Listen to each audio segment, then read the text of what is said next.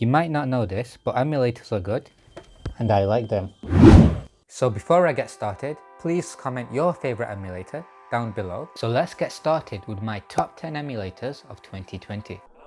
Number 10. RetroArch is an emulator front-end. Someone may ask, what do you mean by emulator front-end? So essentially, it's a collection of many emulators all on one interface. So you can use the RetroArch to play PlayStation, Nintendo, or whatever you want. So if you're mentally deranged and like having an app within an app, and you think this organization is great, this app is perfect for you. But if you're a normal person like me, who likes to have apps in folders if he wants to organize them properly, then I don't think this is the app for you. Why do I like this emulator? Well, it's not plagued by ads, it's free, and it's easy to use. Do I use this app? No, because I'm not mentally deranged. I'm not judging you. You can use it, as it is a pretty solid app. Number 9.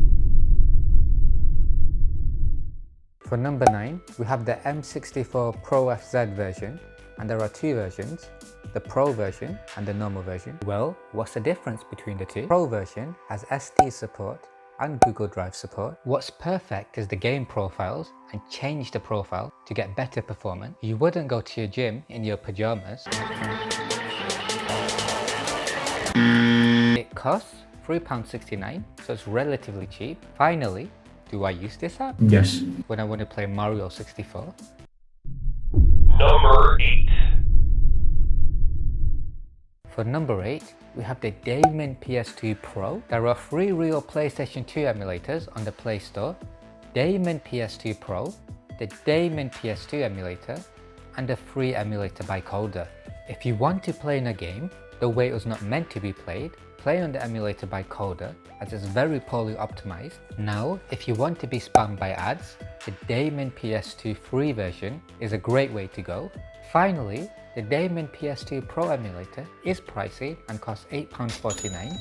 I would recommend it if you can afford it, but you will need a very beefy machine to play PS2 games on your Android device. Number 7. For number 7, we have the epsxe, and it only costs £2.37.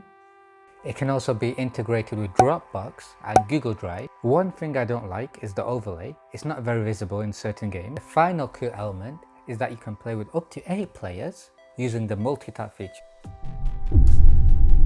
Number 6. For number 6, we have one of my favorite emulators known as PPSSPP.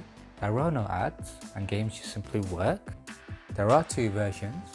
One version is the normal free version.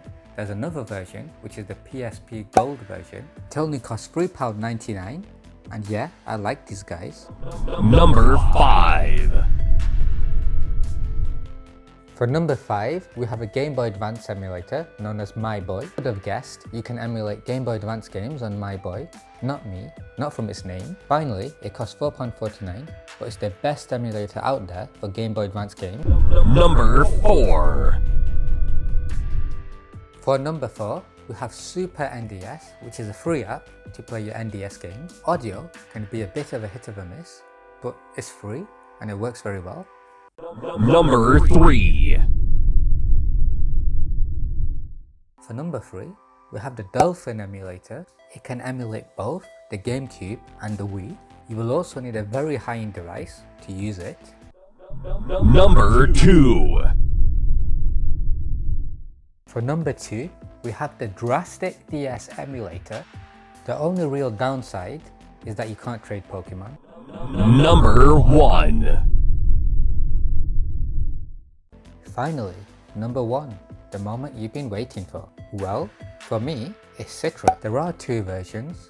One's an MMJ app, which is an unofficial build, and the official build, which is available on the Play Store, is completely free and will allow you to play 3DS games on Android.